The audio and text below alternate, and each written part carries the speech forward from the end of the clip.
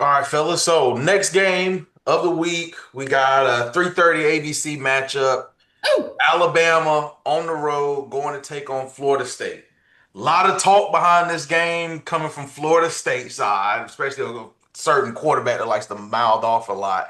I'm not Never going to say will. much about it. I know y'all are the two, hey, Bama fans for this pod. Y'all got y'all's opinions about what's big and ready to go down. Right now, I believe, what is it, about a 13, 14 point Yeah, favorite. last I heard was 13. Yeah. So, um, my pick is easy. I'm going Bama. My opinion on Bama this season. Y'all tell me if I'm wrong. I think we'll see a more focused Bama team this year. I feel like the coaching staff will kind of get their handle on what the team was. It's a year under the belt. All the offseason transition distractions, I feel like can kind of go out the window right now. Coming to it now, if I'm not mistaken.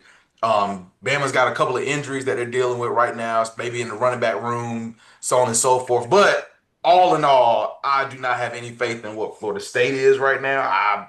After what they turned into last season, it's going to take a minute to do that kind of rebuild to get back to challenging a top 10 team, especially a Bama team. Um, I just don't see Florida State having a good day at all against Alabama. I think it's going to be a slaughter. I think give me over 21 point win right now for Alabama. And I'll let y'all take it away.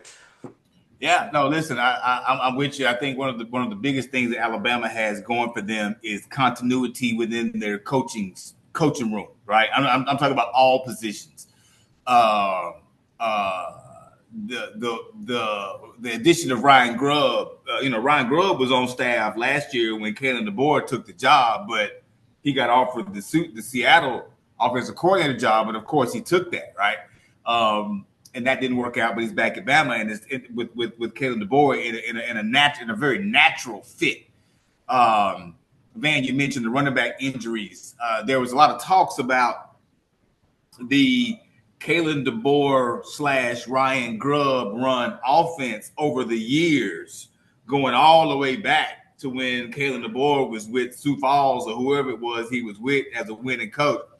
Running the ball wasn't something that he really did.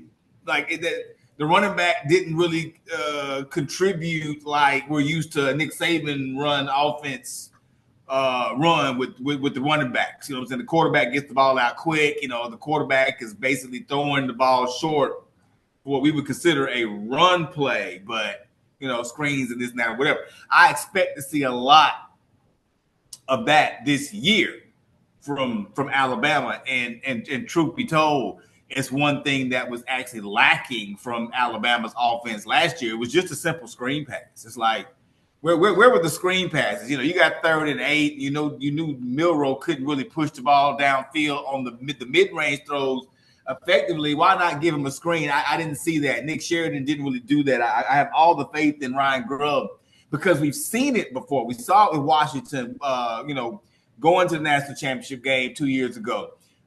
This is what this offense is going to actually look like. I would also look for Jeremy Bernard to have even more of an impact and be more of a Robin to Ryan Williams this year, Hmm. because he's so familiar with Ryan Grubb's offense. You know what I'm saying? So I think we got a lot of good things to talk about defensively. Alabama is stacked. The defensive line, I think they almost bring everybody back. The secondary is still intact. This team is loaded. The only question mark is coaching, which kind of sucks. You know what I'm saying? Like, why the hell is coaching your question mark? But this is where we are. But the talent is there. Florida State's coming off a 2-10 season. I believe they hadn't had a season that bad since 1974, the year I was born. That's 51 years ago. It was that bad last year, coming off the high expectations. I don't know what Florida State is going to do to combat what's coming into town. Outside of the fact you got a brand new stadium that your fans don't even really like, you just spent all this money on renovations of your stadium and it's not even well received. I don't have much hope for Florida State here, but I'm looking to see Alabama as a galvanized unit. If Alabama struggles in this game, if this game is close in the third quarter, I got serious issues with what Alabama's going to end up dealing with for the rest of the season. This is Alabama's springboard to take whatever happened last year and rewrite the narrative. If they do it, they can move on to a trajectory that calls them a national championship contender. If they don't, Kalen DeBoer could be out of a job. And it's just that simple. Yeah, I'm right there with both of y'all. I think my take on this game is gonna be kind of a roller coaster as far as talking about Bama, Florida State, Bama. But to me, I just want to give a round of applause to all the Bama fans watching this. We made it through Jalen Milroe era. Get that goddamn person out the damn field. Get him out the stadium. Get him out of Tuscaloosa. Send him to Seattle somewhere where he can work on throwing the ball. Because to me, the biggest question I got for Bama is Ty Simpson. That's the only question I got about Bama. Every place else, running back room, they can get hurt. We got plenty of them. We got time to get them back. As long as not season-ending injuries, we're good to go. Running back room's good. Outside of the quarterback room, we got offensive line, probably one of the top 3 in the country, in my opinion. Top 3 veteran offensive line in the country. They're only going to be disciplined when it comes to run game and penalties. That's it. Receiving room, I think, to me, we got one of the top 5, top 10 receiving rooms in the country as well, too. Ryan Williams, Bernard, Isaiah Horton transfer over from Miami. We still got some young bucks in the aspect of Jalen Hale and some of the other guys coming up that's playing both ways. I think our team offensively is stacked. Defensively, I don't have any questions about our defense except for stopping the running quarterback. So let me jump on my roller coaster over to Florida State side of the ball. The only opportunity y'all got to win this game as Florida State fans is for that running back to have probably 70 to 110 yards rushing. Mm-hmm. Not just scripted rushing plays, but off script rushing plays as well, too. To me, I don't think he's a passer. And I think overall, I think Bama's secondary is way too good to fall victim to that passing. I think the only way that happens is because Florida State, I'll give them, they got a little bit of speed on their wide receiver side. The only way that happens is we can't stop that quarterback run, and we got to start rolling down some of those safeties to assist in that run defense, where we're leaving 3 deep back there in the secondary. And we've seen as Bama fans how that works in the long run when we leave 3 deep in the secondary. We are going to be better in our secondary than we have been in the past for the last couple of years. But I think this secondary is going to need the defense to be able to stop the run first. Then they can pretty much get pin their ears back and play deep coverage. That's where they're going to be the most successful on defense. But this defense, to me, is not lacking talent. They're not. It's about discipline and run fit. Even to me last year, the defense was not the issue. I'm talking about last year because we haven't got no footage on what this team's going to be like yet. But to me, Florida State does not have a chance unless that quarterback can run the ball. So I got 2 scenarios. I got Bama winning either way, but I'm literally almost right there with you, Van. It might be a 35-point blowout. Mm-hmm. It really could be that.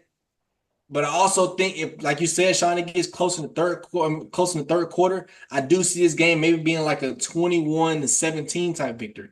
Right, yeah. I think it depends on what Alabama we're going to see and what that coaching staff has prepared. To me, Sean, to talk about the coaching staff for a second, I think they are the most prepared coaching staff I've actually seen at Bama for a really, really long time. Yep. Even going back into the Nick Saban era. Yep. There was always one coach on Nick Saban, offensive coordinator or defensive coordinator. We were just like, what are you doing up there? What you gonna do? Right. What are you doing out there? So to me, I feel like this coaching staff to me is are you as good as advertised? Can you replicate that Washington National Championship season with this Alabama team? Because you probably have the most talented team this coaching staff has ever been a part of in their careers. You just got to put the cherry on top of it, let the boys go out there and play turnover and penalty-free football, and I think you're really going to walk through a lot of good teams this year. Mm-hmm. This should not be a true test for Bama. Bama should not have a true test until we walk into Georgia. Until Georgia. So we're going to see what Bama has to do with this game right here. To me, I think Florida State has done a lot of talking, but I think when the season got closer, them lips are so zip tight shut. We ain't even hearing us talk no more. So Bama up big in this one. I'm curious to see how Bama's going to show out. I got faith that they're going to come out dominant. So I really got like a 42, 49 to 17-point victory for Bama. That's what it should be. And DeBoer knows this. DeBoer's sitting in his living room right now, I'd imagine. And he's saying to himself, this is the most talent that I've ever had and I've ever coached. Not just on the field, but on my staff. Right. Now, I'm in the best conference, and I've got one of the toughest schedules. Strap them up, and let's see what's up. But he's got to let those huevos hang a little bit. I think last year, I think you should have let Jalen Milroe sit down a couple games to see what you had in Ty Simpson. Right. I think that should have been happened because my question is about Ty Simpson, but I don't question him as a real talent. It's just about, can you put talent and preparation together to be a real good quarterback? And you don't got to be no 250, 280, 300-yard quarterback per game.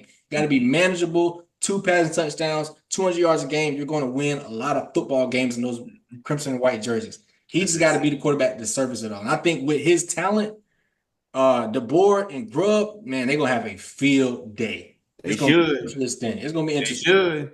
Yeah, I don't care who throwing the ball to. Just get the ball in his hands and get it going down the field. Yeah, they should, man. So, like I said, we'll see. We can move on. Oh, yeah. All right. Sounds good.